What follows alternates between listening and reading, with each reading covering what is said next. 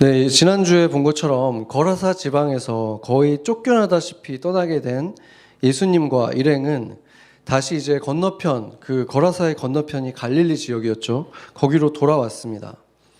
거기에 와봤더니 이제 많은 사람들이 예수가 이미 유명해져 있었기 때문에 기다리고 있었죠. 그런데 그 중에서도 가장 긴박하게 예수님에게 바로 뛰어와서 무릎을 꿇고 간곡하게 부탁을 했던 그 눈에 띄는 자가 회당장 야이로라고 하는 사람이었습니다.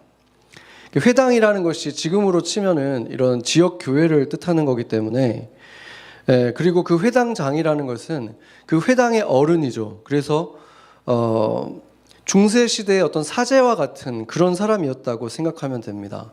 그러니까 그때 당시에는 이제 그 종교와 정치가 분리되어 있지 않았기 때문에 이 사람이 그 사회의 종교 지도자이면서, 그러니까 목회자 역할을 하면서 동시에 그 사회의, 그 커뮤니티의 리더였다는 것이죠.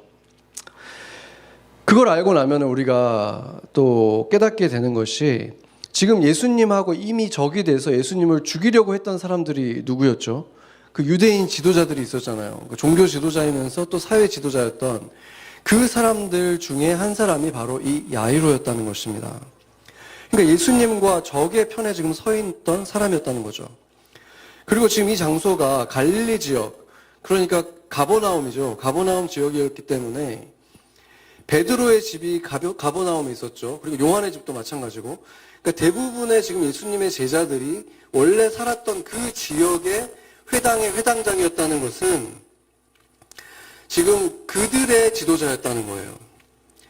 그리고 당시의 서민들 같은 경우는 율법을 제대로 알고 있지를 못하고 제대로 지키지도 못했기 때문에 이런 회당장과 같은 사람들, 종교 지도자들을 만나면 그 앞에서 그냥 주눅이 드는 거예요. 뭔가 항상 잘못을 지적당할 것 같고 잘못한 게 있으니까 또 찔리고, 그래서 그들 앞에서는 작아지는 사람들이 바로 일반 서민들이었던 거죠.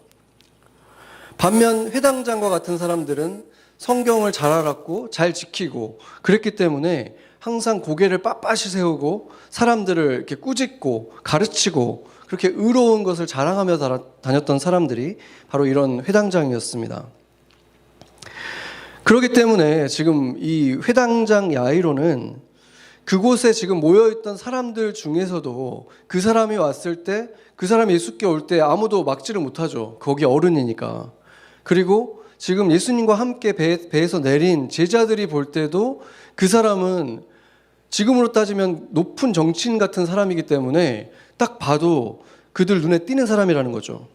그런데 지금 이 사람이 예수님을 보자마자 예수님의 발 아래에 머리를 숙이고 바닥에 완전히 엎드려져서 예수님께 구하고 있는 것이죠.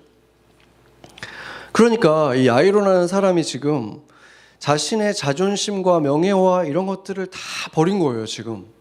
그리고 심지어 이제 자기의 원래 같은 편에 있던 바리새인들, 종교 지도자들이 이 사람을 이제 배척할 수도 있잖아요. 그러니까 모든 관계가 끊어질 수도 있고, 이 모든 것들을 걸고 지금 예수님 앞에 무릎을 꿇은 것입니다. 그러니까 이 장면이 사실은 그동안에 많은 병자들과 귀신 들린 자들이 예수님을 찾아왔고 이렇게 주님 앞에서 무릎을 꿇었지만 그 장면하고는 너무나 다른 장면인 거예요. 그러니까 사회의 지도층이, 상류층이 예수님 앞에 이렇게 무릎을 꿇은 모습은 지금 굉장히 특별한, 사람들이 더 충격을 받는 그런 장면이었다는 것이죠. 지금 이런 회당장 야이로가 굉장히 부담스러운 일인 거죠. 그렇게 한다는 것이. 그럼에도 불구하고 자신이 지금 자신과 지금 반대편에 서 있는 그 예수님에게, 예수님을 생각해 보면 지금 회당장이 나이도 더 많았을 것이고 모든 면에서 봤을 때 그 허름한 행색에 떠돌이 랍비에게 무릎을 꿇고 간청을 한다는 것, 이렇게까지 한 이유가 뭐였습니까?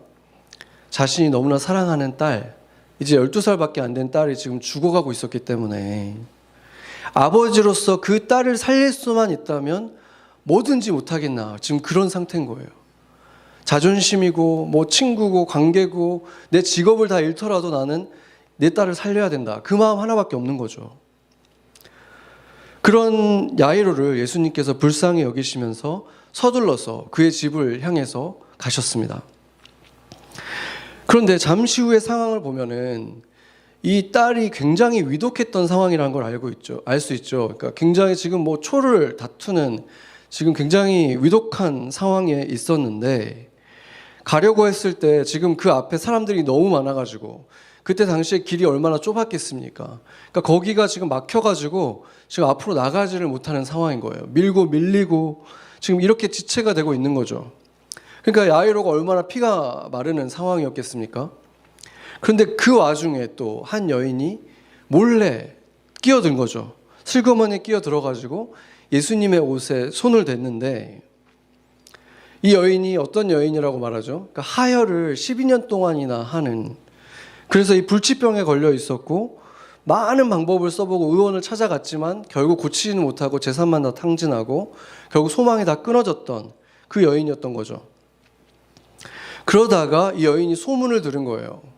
심지어 이분은 나병도 고치더라. 나병은 지금 자기 병보다 더 심한 건데 그것도 고친다 하는 그 얘기를 들었을 때 이 사람이 소망이 생긴 거예요. 끊어졌던 소망이 생기면서 모든 것을, 마지막 희망을 걸고 예수님을 찾아온 거죠. 그리고 몰래 뒤에 가서 예수님의 옷에 손을 댔는데 즉시 치유를 받게 됩니다. 그는 당연히 많은 사람들이 지금 밀고 밀리고 하고 있는 이 상황이기 때문에 뭐 옷에 살짝 댄다고 해서 누가 알겠나, 모를 거라고 생각을 했죠. 근데 예수님이 갑자기 멈춰선 거예요. 그 상황에서. 그러면서 그 여인 쪽으로 이렇게 돌아보면서 누가 내게 손을 댔느냐 이렇게 물어본 거죠. 그런데 그 질문을 제자들은 황당하게 생각했죠. 왜냐하면 지금 예수님의 옷에 손이 단 사람이 너무 많은데 지금 무슨 소리 하시는 겁니까? 게다가 지금 제자들이 볼 때 긴급한 너무 중요한 일을 하러 가고 있었잖아요. 그곳에 굉장히 중요한 인물의 지금 딸이 죽어가고 있고 그 사람이 무릎까지 꿇고 부탁을 했기 때문에 지금이야말로 그거야말로 가장 긴급하고 중요한 일인데 지금 다른 걸로 지체할 새가 없잖아요. 그런데 예수님이 그냥 거기 멈춰 서신 거예요. 그 여인이 나타날 때까지 그냥 모든 걸 중단하고 어디 있느냐, 누구냐 이렇게 찾고 계신다는 거죠. 이 상황에서 지금 야이로의 심정이 어땠겠습니까? 지금 경각을 다투고 있는 이 상황에서 지금 지체할 수가 없잖아요. 그런데 예수님은 완전히 멈추고 모든 사람들이 잠잠해지고 과연 누구냐 지금 수군수군 하고 있겠죠. 그래서 그 여인이 고백할 때까지, 자백할 때까지 그냥 멈춰 계시는 거예요. 결국에 그 상황에서 두려움 속에서 떨면서 이제 그 여인이 앞으로 나왔죠. 그러면서 다시 엎드려져서 주님에게 고백을 하는 거예요. 그 모든 사정을 다 얘기했다는 거죠. 언제부터 하혈이 시작됐고 이렇게 12년이라는 시간, 긴 세월을 내가 어떻게 살았고 이런저런 애를 다 써봤지만 아무 소용이 없었고 지금 이 빈털터리가 되어서 병도 낫지 않고 모든 소망이 끊어졌었다. 이런 얘기를 하는 거죠. 그래서 율법에 의하면 이 여인은 지금 부정한 여인이기 때문에 그 사람이 지금 이렇게 사람이 많은 곳에 나올 수가 없는 거거든요. 그래서 사람과 접촉하면 안 되지만 예수님의 옷자락이라도 만지면 나을 것 같아서 지금 목숨을 걸고 이렇게 제가 나와서 예수님에게 손을 댔습니다. 이걸 지금 고백한 거예요. 그런데 사람들이 이 얘기를 들었을 때 기뻐했겠습니까? 그 사람들이 지금 기겁을 하게 된 거죠. 왜 그렇습니까? 지금 레위기 법에 의하면 이 부정한 여인과 닿기만 해도 그 사람도 부정해지거든요. 그러니까 지금 거기에 모여있는 모든 사람이 지금 이 여인 하나 때문에 부정해지는 거예요. 평소 같으면 이 율법을 어기고 지금 사람들을 다 부정하게 만들어버린 이 여인을 어떻게 해야 되겠습니까? 당장 돌을 집어들어서 던져야 되는 거죠. 그래야 마땅한 상황이었어요. 그래서 이 여인이 두려움에 떨면서 지금 자기 병이 고쳐졌는데도 불구하고 기뻐하기보다 순간 두려움에 떨 수밖에 없었던 거죠. 그런데 그때 예수님이 이렇게 선언한 것입니다. 34절, 오늘 본문 34절 보겠습니다. 같이 한번 읽어보겠습니다. 예수께서 이르시되 딸아 내 믿음이 너를 구원하였으니 평안히 가라. 내 병에서 놓여 건강할지어다. 아멘. 예수님이 모든 소열을 잠재우시면서 지금 이거를 선포하신 거예요. 이제 이 여인은 하나님의 은혜를 입어서 구원을 받았고 병에서 노임을 입었다. 이 여인은 더 이상 부정하지 않다. 이렇게 선언해 주신 것입니다. 무려 12년이라는 시간을 부정한 사람이 되어서 가족과도 같이 있지 못하고 사람들을 피해 다녔던 그 어둠 속에 갇혀 있었던 이 여인이 모든 사람이 보는 앞에서 이제 빛 가운데로 나오게 된 것입니다. 저주받았던 여인이, 모든 사람들이 수군거렸던 여인이 이제 하나님의 은혜를 받은 축복의 여인이라는 것을 모든 사람 앞에서 선포해 주신 것입니다. 그 극반전이 일어난 거예요. 그런데 이 모든 상황을 지켜보면서 누구보다도 큰 혼란과 내적인 갈등 속에 빠진 사람이 있었죠. 누구겠습니까? 바로 회당장 야이로인 거죠. 이 사람이 바로 회당에서 이 사람들을, 지금 모여있는 이 사람들을 가르쳤던 사람이잖아요. 레위기 15장에서 이렇게 피 흘리는 여인들은 어떻게 해야 되는지, 그리고 이 부정한 여인이 이렇게 사람들에게 찾아왔을 때 어떤 벌을 가해야 되는지 가르쳤던 사람이 자기 자신이잖아요. 그 사람들이 지금 가득히 있는 데서 지금 반대의 얘기를 하는 예수님의 얘기를 받아들여야만 되고, 이 여인을 어떻게 해야 되는지 가르쳐야 될 사람이 그런 것들을 하지 않고 예수님을 오히려 모시고 자기 집으로 지금 데려가야 되잖아요. 그러니까 얼마나 이게 갈등을 일으키겠습니까? 그리고 더욱이 지금 초를 다투는 이 상황에서 이러고 있다가 지금 내 딸이 잘못되면 어떡하지? 그 불안함과 두려움까지 함께 있었기 때문에 지금 감정의 롤러코스터를 타고 있는 사람이 바로 이 야이로인 거죠. 그런데 아니나 다를까 바로 이때 사람들이 야이로의 집에서 찾아와서 뭐라고 합니까? 청천벽력이죠. 딸이 이미 죽었습니다. 이제 선생님 모시고 갈 필요가 없게 됐습니다. 지금 그렇게 얘기를 한 거예요. 야이로의 마음이 무너져 내렸겠죠. 얼마나 원망스럽겠습니까? 이 모든 상황이. 급한 길을 막아선 이 부정한 여인. 예수님은 또 왜 여기서 이렇게 지체를 하시는가? 그때 예수님께서 야이로를 위로하시면서 유명한 말씀을 하시죠. 두려워하지 말고 믿기만 하라. 이렇게 말씀을 하시는 거예요. 예수님은 곧장 이제 야이로의 집으로 가셔가지고 제자들도 다 들어가는 것도 아니고 최소한으로만 들어가고 또 부모하고만 들어갔어요. 그래서 그 소녀의 손을 잡고 달리다 굼 하니까 어떻게 됩니까? 소녀가 일어났습니다. 사실 레위기에 의하면은 이렇게 하혈을 하는 여인도 부정하지만 그거보다 더 부정한 것은 시체잖아요. 근데 예수님은 지금 이 하혈한 여인에게도 만져주시고 이 소녀도 만져주시고, 율법은 또한 하혈했던 이 여인이 고침을 받아도 기적적으로 어떻게 해서든 나아져도 일주일 동안은 부정하게 돼 있어요. 그러니까 확인하는 시간이 필요한 거예요.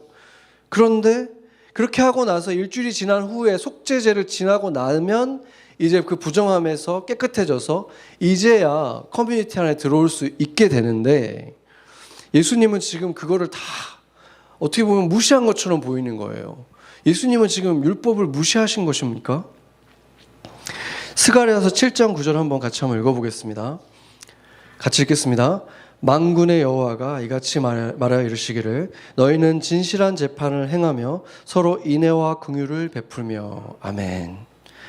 사실 이 재판이라는 것은 사실은 그 어떤 감정이 들어가면 안 되잖아요. 칼로 자르듯이 뭐 이게 위법하냐 적법하냐 이렇게 나누게 돼 있지만, 사실 하나님이 중요하게 생각하는 진실한 재판은 인애라는 것은 긍휼, 이런 사랑을 말하는 거죠. 그러니까 사랑과 긍휼을 담아서 재판하는 것. 이게 정말로 이 사람이 의도가 있는 잘못된 것이냐, 그 사랑을 가지고 재판을 하라는 거죠.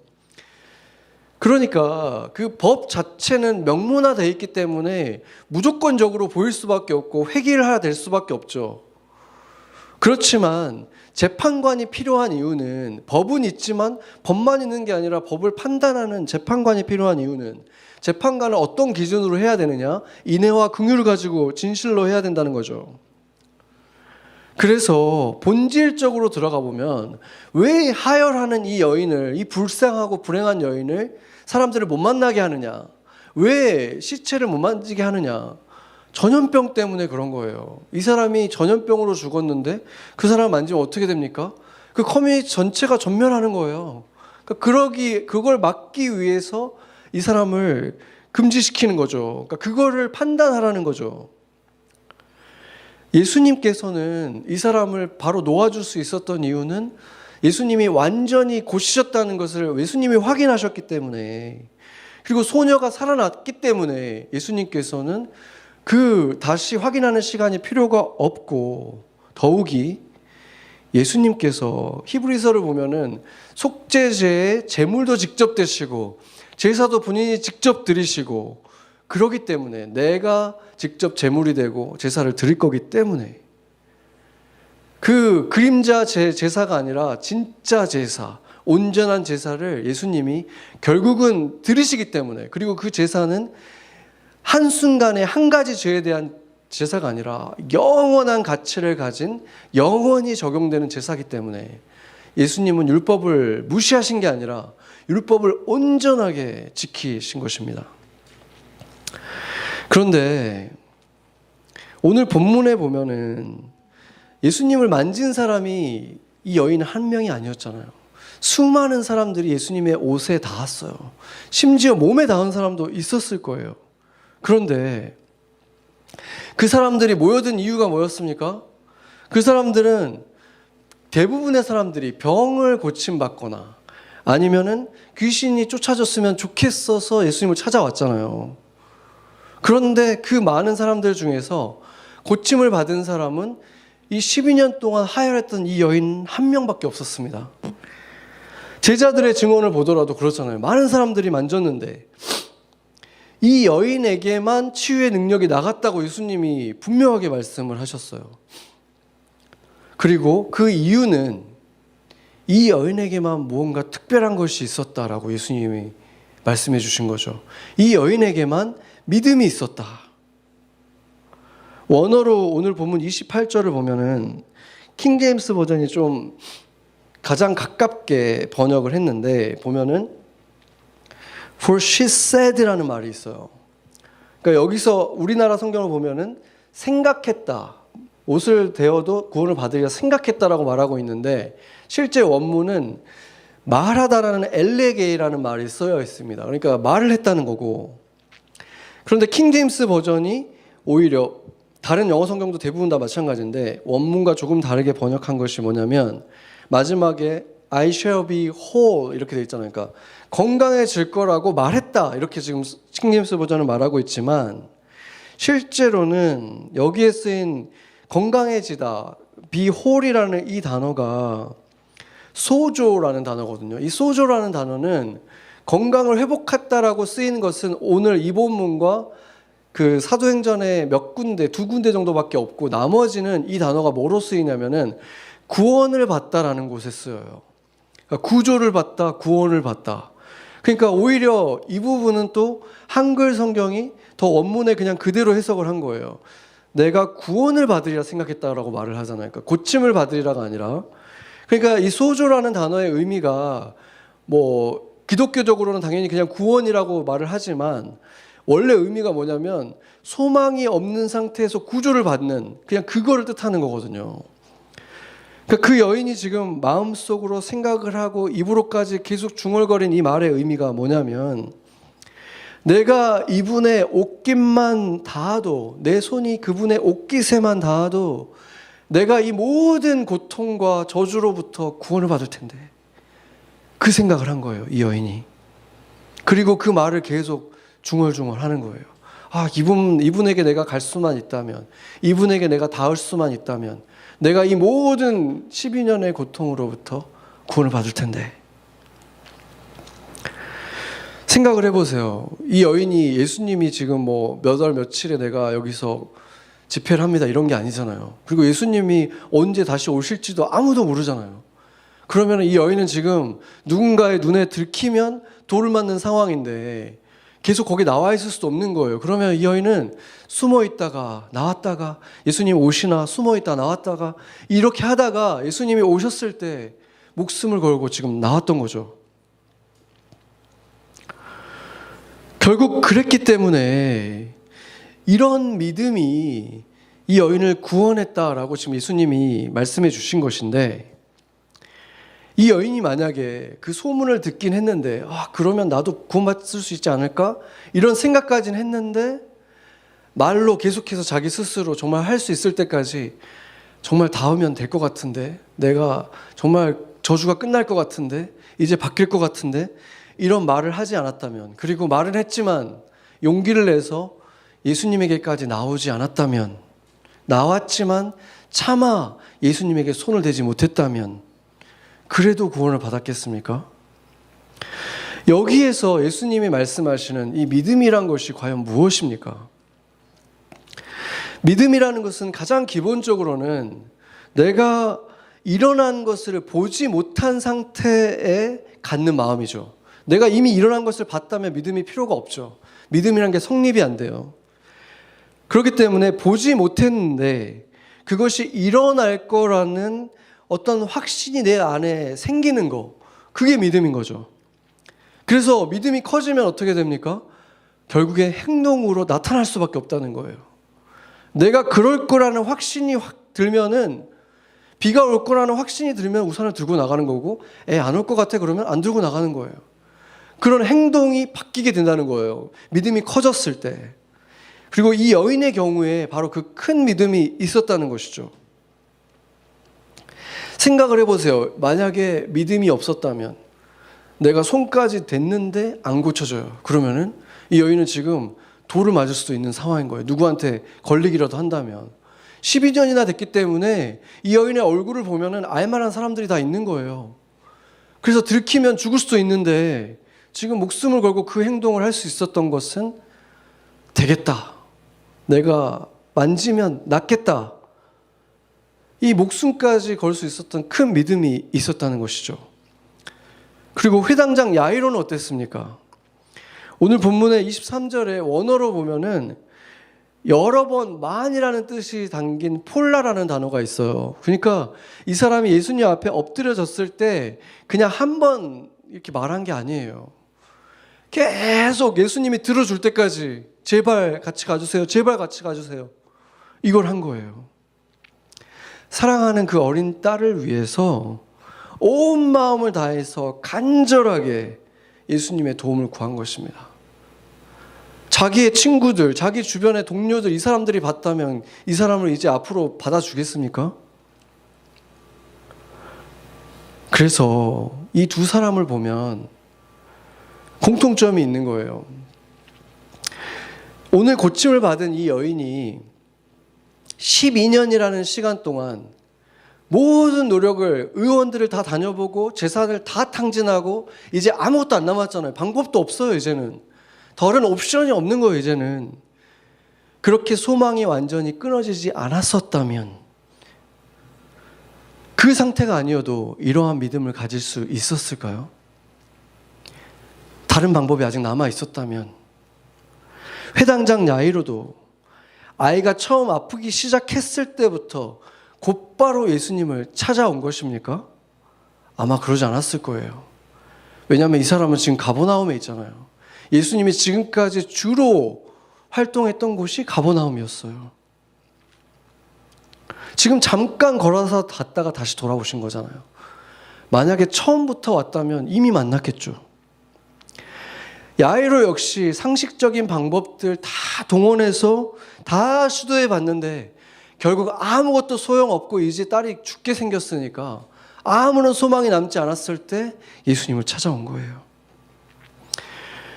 결국 이 두 사람의 구원 사건은 우리가 살아가는 이 타락한 세상에서 살아갈 때 참된 믿음이라는 것은 언제 생기는가, 이것을 보여주는 거예요. 여러분의 믿음은 언제 생겼습니까? 여러분들이 잘 나갈 때, 평탄하게, 의기양양하게 살아갈 때, 그때 생겼습니까? 아니면 당시로서는 이제는 소망이 다 끊어진 것 같은, 사망의 음침한 골짜기를 걷는 것 같은 그때였습니까? 이제 나에게는 소망의 근거가 하나도 남아있지 않다. 그 사실이 너무 분명해졌을 때, 그럴 때 아니었습니까? 내게는 구원자가 필요하다. 나는 이대로는 구원받을 수가 없다. 먼지 같은 존재다. 내가 잿더미같이 느껴지는 그때, 모든 것이 다 무너져 내렸을 때, 주님, 저 같은 사람도 받아주십니까? 저 같은 사람도 용서해 주십니까? 이 죄인 불쌍히 여겨주세요. 고개도 들 수 없이 엎드려져 있을 때 야이로와 이 여인을 일으켜주신 예수님께서 내 딸아, 내 아들아, 그게 바로 믿음이다. 그 믿음이 너를 구원했다. 이렇게 말씀해 주시지 않았습니까? 이처럼 믿음이라는 것은 절망을 지난 간절함에서 피어난다는 사실을 오늘 본문이 보여주고 있습니다. 그런데 이 간절함이라는 거, 이 간절함이 믿음처럼 보여지잖아요. 그래서 세상 사람들도 간절함 자체가 어떤 능력이 있는 것처럼, 어떤 힘이 있는 것처럼 이렇게 말하는 책들이 아주 많이 나와 있습니다. 남의 불행을 비웃기 위해서 제가 얘기하는 게 아니라, 한때 한국에서는 가장 빠르게 성장하던 어떤 카페가 있었어요. 심지어 그때는 스타벅스보다도 빨리 막 점포를 늘려가던, 그때 그 사람이 책을 냈는데 그 책의 제목이 꿈에 진실하라, 간절하라, 이런 얘기를 하고 있습니다. 제목이 말하는 것처럼 간절함이 성공을 보장한다는 주장을 하고 있는 것입니다. 그 책이 나올 때만 해도 정말 그 사람이 온 세상에 막 점포를 늘리고 막 스타벅스 이길 것 같고 이랬기 때문에 그렇게 보였는데, 지금은 어떻게 되어 있습니까? 지금은 거의 이제 그 공멸을 향해서 가고 있죠. 그러고 보면은 지금이 그 사람에게 있어서 아마 그 사람의 삶의 어느 때보다도 간절할 텐데, 그러지 않겠습니까? 그런데 이제는 그 간절함을 볼 때 어떤 생각이 들 수밖에 없습니까? 아, 간절함은 결코 성공을 보장해 주지 못하는구나, 이런 예가 돼버리는 거예요. 생각해 보세요. 얼마나 많은 학생들이 재수에 삼수를 하면서 간절히 노력을 해가지고 꿈꾸는 학교에 한번 가보려고 그렇게 애를 쓰고 있고, 또 그런 자녀들을 그렇게 미래를 조금이라도 도와줘 보려고 부모들이 얼마나 애를 쓰면서 성공해보려고 애를 쓰고 있습니까? 그 사람들이 간절함이 안 돼서 다 성공하지 못하는 것입니까? 집중이 부족했습니까? 간절함이 부족했습니까? 간절하면 이루어진다라는 류의 그런 책들은 뭐 몰입을 하면 되고 집중하면 되고 뭐 끌어당김이 있다, 그렇게 했을 때 끌어당김의 법칙이 성공을 가져다 준다, 이렇게 해서 거짓된 믿음으로 미혹을 하고 있는 것입니다. 그 사람들은 결국 뭘 얘기하냐면, 우주에 어떤 힘이 있어가지고 그렇게 바라고 애쓰고 있으면은 그게 우주의 힘과 연결이 돼가지고 어떤 힘과 닿아서 이루어진다는 거예요. 그러니까 인간 자신을 믿으라는 거예요. 그런데 제가 그 책들을 좀 찾아보면서 놀랬던 게 뭐냐면, 그 책들이 인용하는 사람들이 있거든요. 주로 인용하는, 자주 인용하는 그런 사람 중에 하나가 일본인 중에 이나모리 가즈오라고 하는 어떤 경영의 신이라고 불리는 사람이 있고, 또 윈스턴 처칠, 뭐 벤자민 프랭클린, 아브라함 링컨 막 이런 사람들이 있어요. 그러니까 이 사람들 중에 다 신실한 크리스찬들은 아니지만 신실한 그리스도인도 있었고, 최소한 하나님을 인격적인 신에 대해서 다 존중했던 사람들이에요. 인격적인 신이 있다는 것은 인정했던 사람들이에요. 그러니까 이 사람들은 아까 말했던 그 사람들처럼 어떤 비인격적인 어떤 힘이 있어가지고 간절함이라는 것이 그것을 끌어당기는 힘인 것처럼 얘기하는 그런 걸 믿었던 사람들이 아니라는 거예요. 그런데 그 사람들이 했던 말의 일부만 어디서 인용해가지고 자기의 주장을 거기에다 사용하는 거, 이것은 분명히 의도가 있는 조작인 것입니다. 그런데 그런 책들이 얼마나 많이나 팔려나가는지 정말 그 기록을 세웠대요. 해리포터를 뛰어넘고 그냥 사람들이 그 서점에 와서 줄을 설 정도로 어떤 비밀이 들어있다. 성공의 비밀이 있다. 이 사람들이 얼마나 그 미혹에 넘어가는지. 그런데 성경도 오늘 본 것처럼 간절함을 얘기하고 있죠. 마태복음 7장 7절 한번 보겠습니다. 같이 한번 읽어보겠습니다. 구하라 그리하면 너에게 주실 것이요 찾으라 그리하면 찾아낼 것이요 문을 두드리라 그리하면 너에게 열릴 것이니 아멘. 간절함을 말하는 거죠. 구하고 찾고 두드려라. 이 모습이 얼마나 간절한 모습입니까? 예수님도 그런 간절함에 대해서 칭찬을 하셨죠. 그런데 이 간절함에 대해서 세상 사람들은 모르는 것이 이 지금 마태복음 7장의 결론에 있습니다. 마태복음 7장 이어서 보면은 8절, 9절, 10절, 11절까지 보면은 마지막에 보세요. 구하는 이는 받을 것이고 찾아낼 것이요 열릴 것이고 누가 아들에게 떡을 달라고 하는데 돌을 줄 것이며 생선을 달라는데 뱀을 주겠느냐. 11절에 뭐라고 합니까? 11절 마지막 같이 한번 읽어보겠습니다. 너희가 악한 자라도 좋을 것으로 자기 실에게 줄 줄 알거늘 하물며 하늘에 계신 너희 아버지께서 구하는 자에게 좋은 것으로 주시지 않겠느냐. 아멘. 무엇을 말하고 있습니까? 간절함에는 대상이 있다는 거예요. 당연히 그 대상이 중요한 거 아니겠습니까? 그리고 그 대상이 어떤 분인가가 중요한데, 이분이 어떤 분이냐면 인간 아버지가 아무리 좋아도 그분이 악하다고 여겨질 만큼 선한 분이다. 우리를 더 사랑하시고 더 사랑하시기에 큰 희생도 감수하시는 하늘의 아버지가 계시다. 지금 그 말을 하고 있는 것입니다.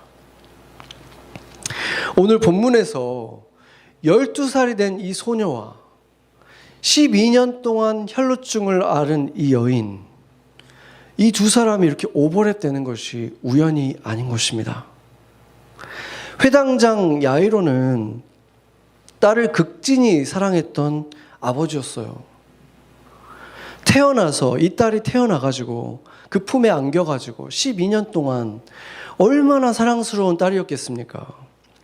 그 딸이 준 기쁨이 이 아버지에게 얼마나 컸겠습니까? 하나님이 준 가장 큰 선물이고 축복이었잖아요.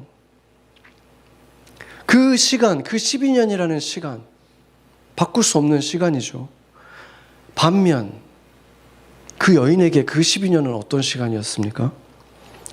바로 그 지난 똑같은 그 12년이라는 세월은 이 여인에게는 가족들하고 접촉도 할 수가 없고 몸도 아픈 것도 서러운데 부정한 여인, 더러운 여인이라고 해서 낙인이 찍혀서 그냥 어둠의 동굴 속에서 혼자 살아가는 어둠의 날들이었습니다.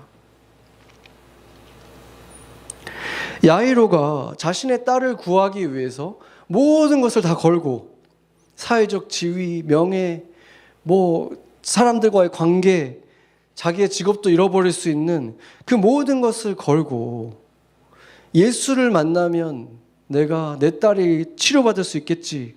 그 다시 소망이 막 차오르고 있던 예수님과 함께 이제 그 딸을 고치러 가던 그 시점에 불법을 저지르면서 예수님에게 나온 이 여인. 그리고 어떤 일이 일어난 것입니까? 그 순간에 구원받아야 될 딸이 이 여인 때문에 구원을 못 받게 된 거예요, 지금. 이 여인 때문에 지체되는 바람에 딸이 죽어버린 거예요. 얼마나 기가 막힌 일입니까? 이 상황이 우연일 수 있겠습니까? 먼저 이 여인이 12년 동안 이런 기가 막힌 사연이 있었다는 것을 예수님이 모르셔서 그래 무슨 일 때문에 이렇게까지 했느냐 물어보신 것이 아니잖아요.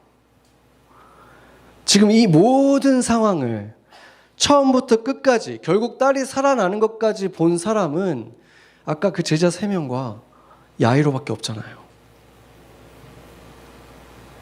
야이로 한 사람밖에 없었어요. 예수님은 야이로에게 보여주고 싶었던 것입니다. 나에게도 그렇게 사랑스럽고 귀한 딸이 있다. 나에게도 반드시 구원해야 할 고통받고 죽어가고 있는 귀한 딸이 있다.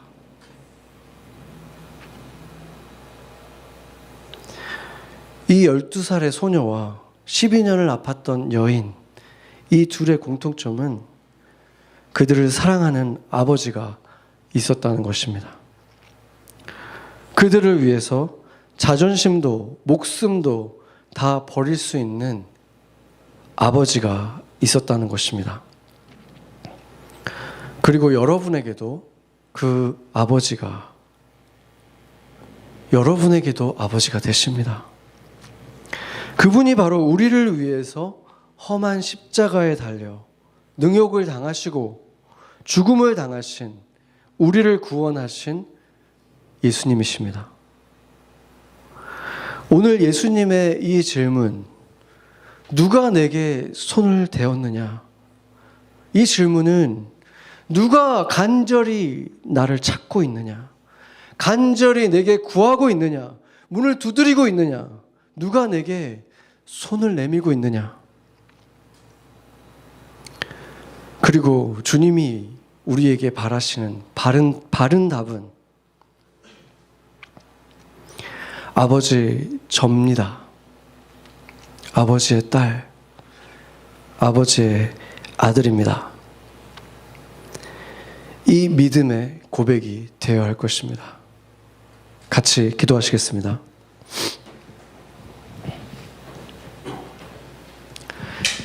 딸을 구하기 위해서라면은 체면이나 자존심이나 신분이나 모든 것들을 다 개의치 않고 예수의 발 앞에 엎드려 간청하는 야이로의 이 모습에 아버지의 사랑이 나타납니다. 주님께서는 너희가 악함에도 자녀를 위해서 이렇게 할 수 있다면 하물며 하늘의 아버지는 얼마나 더하겠느냐, 이렇게 말씀하셨고, 결국 예수님은 이 이야기의 끝에 그 아버지 되시는 분의 사랑을 보이셨습니다. 여러분은 언제 그 아버지를 만나셨습니까? 아버지가 그때 내가 어떤 처지에 있었을 때 아버지가 나를 구원해 주셨습니까? 우리가 그때를 생각해 보면서 내가 아버지를 만났던 그날의 아버지를 묵상해 보는 시간을 잠깐 갖겠습니다. 기도하겠습니다.